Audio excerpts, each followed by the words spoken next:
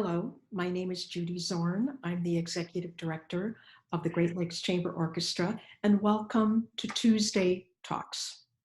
We're delighted to begin this program to reach you online, and we're looking forward to the many weeks that we can share information with you and introduce you to people who are very important to the orchestra, who have helped build the orchestra and continue to make the orchestra what it is. So today I am thrilled to welcome John Van Patten, who is currently our orchestra manager. John, welcome. Thank you for being here. Thanks. Thanks for having me. So, my goodness, what times we're living in right now, and this pandemic certainly has changed everything for so many people, whether it's individuals who are staying safe in their homes or companies and businesses who have modified what they do and how they do it. And certainly, things have changed tremendously for the orchestra. When you're in the business of live performance and that is what you can't do, then it makes it interesting. And what we have decided to do is focus on something that we can do, and that is reaching you through online programs. And that is what has spurred today's Tuesday Talks. So, with that in mind, John Van Patten is here to give us a little glimpse on the inside of the orchestra and give us some information on musicians.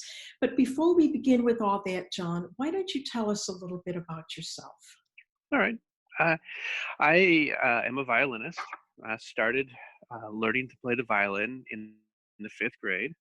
Um, the, as the orchestra goes, I was part of one of the many youth orchestra um, offerings here in northern Michigan at the turn of the century. Kind of a funny phrase to use. And as a result of that, of course, a bunch of us decided to do a fundraiser. Dr. Robert Pattengale and Bing Farrar, among some of the others, pulled a bunch of musicians together. We did a fundraiser for the youth orchestra, and the people that played the fundraiser liked it so much that they insisted on doing it again and again. And now we have the Great Lakes Chamber Orchestra. During all of that, I've served on the board. I served as an equipment manager, basically hauling all of the stuff for everybody. Eventually orchestra manager. I walked away for a little bit in order to pursue my teaching career, and now I'm back. Well, we're delighted to have you back, Oh, and thank you. it's a fortune to have you back again, especially coming with the background that you do, not only being a playing musician and having played in the orchestra for years and years, but also having worn many of the other hats, like you just said, board member and equipment manager, and sort of being on both sides of the stage, if you will. But, John, here we find ourselves in this unprecedented time of no live performances, no large gatherings. Well, we're an orchestra. Our mission is to inspire, to entertain, to educate. And we do that through live performance where we perform for large audiences. So when there's a situation, and there are no rules for this, I understand that, but what you're in close communication with musicians and with our musicians in particular, what do the musicians worry about with these kind of times, this COVID-19 situation that we're living in? Well, as you are well aware, we have several types of musicians. We have string players, which is a pretty robust group of people in our orchestra, in that they're kind of isolated from the COVID-19 as they can wear face masks and things like that, and it won't affect their playing too much. We have wind players who are really worried about what does their future look like in a performance group. And of course, we have our vocalists, which is probably the most worrisome group. because that's everything that is scientifically proven to spread COVID-19. The vocalist has to deal with that. And so, our orchestra is really orchestra members concerned about what do we do, how do we perform in this sort of environment. And of course, the immediate answer is you don't. Looking towards the future, is there a way that we can protect, the wind players and the string players from each other using some sort of modified mask? Um, um, you know, that notwithstanding, though, the other option is the social distancing. And how do you social distance an orchestra? Um, you know, you can't sit everybody 6 feet apart and in an acoustic setting hope that they can hear each other well enough to play together. And that's also a pretty big concern right now. And additionally to that, what will that look like in the future? Will we have very small groups because of social distancing? Who knows? We're trying to work that out. John, let me Yeah. just ask you, and if you can speak maybe a little further to that, because maybe our audience does not even think about the fact that when the orchestra is on stage, they really are sitting pretty close to each other. Yeah. And that's for a specific reason. And can Hmm. you share that with us? Is there too much lag time, or, why are the musicians, it's necessary for the musicians to be as close as possible when they're performing? Sure. There's the need to communicate, and you communicate as a musician on a couple of different levels. Obviously, you listen very well to what your neighbors are doing, while the conductor is working to keep the group together cohesively. It's also up to each of the musicians to do their part in that. And the biggest part in that is listening. And so, not only do you have to hear what you're playing, but you're hearing your instrument very loudly in your ears. You also have to hear what your neighbors are doing. And if you start to spread out, suddenly you're just hearing yourself. You're not hearing your neighbors. And then you can't fine tune the ensemble. And that becomes almost impossible to keep together the further out you sit. Okay, all right. Yeah, thank you Yeah. for that. So we're talking about live music, and of course, we're an orchestra, and that's what we do, and that's how we think of our life. But now, of course, we have to think a little bit differently. And what might be some things, what could our working circumstances look like now that we can't really be together in large groups? I know that parts of northern Michigan have recently opened and will continue to open, especially this coming Friday. But I think that large gatherings are still something that there is sort of a hold on or a pause on at this point. So, what does live musical performance look like under these conditions? What can we do? Well, I guess the easiest thing to do is, of course, to hold an outside performance. That seems to be a little bit safer. Unfortunately, we run again into the same problems that we would beforehand with distance. Seating distance to each other outdoors even harder, because with an orchestra, um, if you're not amplified, if all of the instruments aren't amplified, then that sound tends to kind of come and go with the wind. And if you have, the audience trying to listen to that, it's an uncomfortable situation to try to listen to. And so amplification is almost absolutely necessary unless we put ourselves into a band shell, which then puts us under the same sort of closed-in conditions we would be if we were on stage. And speaking to that too, when you have a small group that's social distancing, um, or even a large group, what happens to the size of the audience? And in a closed space, right, you're keeping everybody 6 feet apart. Then you go from seating 200 or 300 people to seating maybe 50 people, if that. Depends on how the auditorium is designed. And then, of course, you have a small orchestra on stage. You have maybe 50 people in the audience. And really, the only way to sort of include everybody is to do live streaming at that point. Put on a live performance, but then have live streaming capabilities. And really, that's probably where a lot of the future of the live performance is going to head to, even after the COVID-19, will be for live streaming because it's a huge opportunity to reach everybody.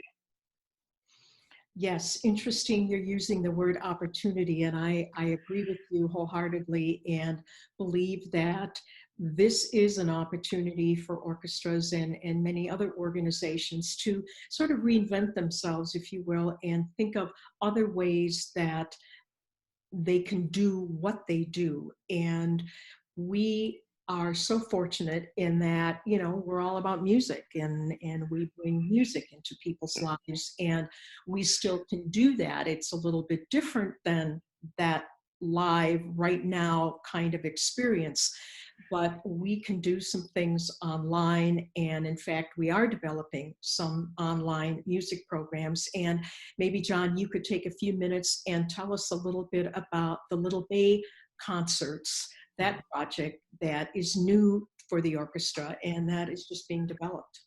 Yeah, the Little Bay Project is really about helping our musicians find a way to not only earn a little extra money in this really hard time, but also a way for our audience to get to know the musicians a little bit, keep our musicians practicing and performing, and really providing our audience with continued opportunities to see good quality music. And the fun thing with this is that we're able to use technology and bring a bunch of musicians together, even though they're maybe 100 miles apart.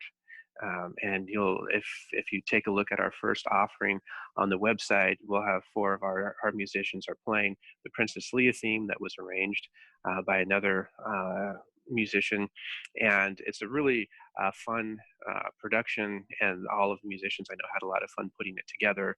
A little bit of trial and error to get everything to work, but the result was, a decent performance that the audience can be a part of, can get to know the musicians in their own home a little bit, and see them a little bit differently, other than the formal attire and get up from the stage productions that they're used to. Exactly, exactly. And John, where were they all? One was in Petoskey. hmm Okay, so we had one in Petoskey, we had one in Detroit, and I believe the other two were in Traverse City or in that area. In that area, right? Right. Well, it was wonderful, and we're really looking forward to offering more Little Bay projects for our patrons, for you, our audience, and all different types of music and all different instruments. So keep watching for that, and that's just going to be a lot of fun. Talking about all different kinds of music, John, give us a little sneak peek into the John Van Patten that maybe we don't know, the John Van Patten that we see on stage who's playing his violin or working backstage, making sure the production goes well. But when you've got your free time and your choice, what kind of music do you listen to? Wow. Well, I recently, of course, I've decided to listen to a little more pop music than maybe I normally would have. I, of course, teach in charter school system in Traverse City, and so I've taken upon myself to learn a little bit about what the kids like to listen to. Maybe kind of shock them a little bit with my background and knowledge of the music they're listening to. That's always a lot of fun. Personally, I have a pretty big jazz collection. I like jazz, and not so much the academic jazz, but some of the older jazz. I've been collecting a lot of the Stefan Grappelli, Yehudi Menuhin collaborations. Of course, Stefan Grappelli is was a jazz violinist. Yehudi Menuhin was a concert violinist, and the two of them collaborated, I think, on 6 different albums. And the stuff is fantastic. I love it. So I like to do that, and of course, I'm a child of the '80s, and so there's a little bit of '80s rock and roll in me as well. Has to be, got to be Yeah. the Beatles or some. Absolutely. So, Good, good. And I'll betcha I have a hunch that you probably play more than one instrument. So are you, in fact, play some other instruments other than your violin? And by the way, when did you start playing violin? well, I started playing violin in the fifth grade. It was given an option to uh, join the orchestra in the fifth grade or take extra spelling classes. And I did the smart thing and learned to play the violin. Well, we're glad you did. Thank you. Yeah, I've picked up a few other instruments along the way. Of course, as a college trained musician, I had to learn to play the piano, and then I've got a mandolin and a ukulele. I've got a cajon, which is a box drum, and several other things that I like to play around with. And my mandolin and of course my violin, I can hook up to my amp. I've joined some amateur rock bands occasionally, played with them, and so yeah, I like to stretch out a little bit. I've even been known to fiddle around sometimes. So. Okay, all right. So stay tuned, everybody, because we just may see John Van Patten on his ukulele on one of the next Little Bay concerts.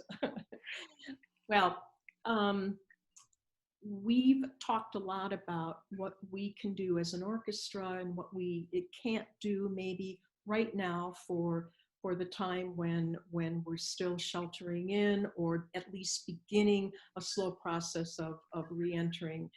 um, what do you think is going to happen with our audience? I know you talked a little bit about outdoor versus indoor. um, where do you think we'll be? Well, I think we have a really wonderful opportunity to grow our audience, as strange as that might sound in these circumstances. But as we start looking at the future, the future is going to be quite a bit different from our past. Nothing is going to stay static and the same. We're not going to be able to go back to the way it was. And so as we think about that, what that might look like, as we talked about before a little bit, the live streaming is pretty exciting. And some So we can put on a concert for a small group of people. We can have a safe concert in these times. But when we live stream it, we have the ability then to reach um, everybody who's interested. And so instead of paying for a concert ticket and going to a concert, and like our Messiah concerts, which sell out, um, you can still see the concert. You can see it from the comfort of your own home. You can see it while you're traveling down the road if your internet on your phone is capable of live streaming that well. And this really broadens, how we can reach our audience, and I think that's a really exciting thing to think about in the future, because that's you know part of our mission, right? Is providing these live music opportunities, and we can do this live streaming. We can provide live opportunities to people all around the world. We Pretty, can. yeah. We can. And, as we sit here and chat today, it was just last week that we publicly announced the cancellation of our summer season, which was, of course, our big main stage concert at Great Lakes Center for the Arts in July, and two smaller concerts, one on Mackinac Island and one at Lavender Hill Farms. And of course, these are very disappointing things, but as I mentioned earlier, we are now focusing on what we can do. And what we can do are things like these Tuesday talks, Little Bay concerts. We're also rebroadcasting some of our selections from past concerts. And as you've been saying, this is a time where we can really look into technology and look at other ways that we can reach our audience and our patrons. So we're grateful for the technology and for John being able to guide us through all of these things. John, thank you so much for your time. Would you like to share something else, wrap this up with a few more comments? Sure. I just, patience, I think, is the key word that we need to work with here. As we roll out some of these new ideas, not all of it's going to work well. Some of it's going to be beautiful, but in the meantime, just a lot of patience as we uh, fine tune everything. I speak mostly for myself because I tend to get, ah, it's not working. But yeah, patience is the watchword, I think, and everything is going to smooth out here. We'll get stuff going pretty soon. Just going to take some time to get it all ironed out. Well, I agree with you, and I think this will be an obvious example. I want to thank you all so much for tuning in and joining us on our first Tuesday talk. And let me emphasize first Tuesday talk, because I'm sure as we move forward with this, we'll get a little bit better and better with our comfort level and with technology. But meanwhile, we're so thrilled that we can bring you Tuesday Talks, which will introduce you to people who have been very important in the orchestra and who continue to play an important role in the orchestra and how we evolve. Next season is our 20th anniversary season. So 20 years. Dr. Robert Patten and others have worked on the orchestra, making it what it is today. And now we have Libra Andres as our music director, and of course, John Van Patten as our orchestra manager, and many others. So we're thrilled to be here and play an important role in the arts in our Northern Michigan community. And again, I thank you for joining us on Tuesday Talks, and please stop by again next week. Thank you.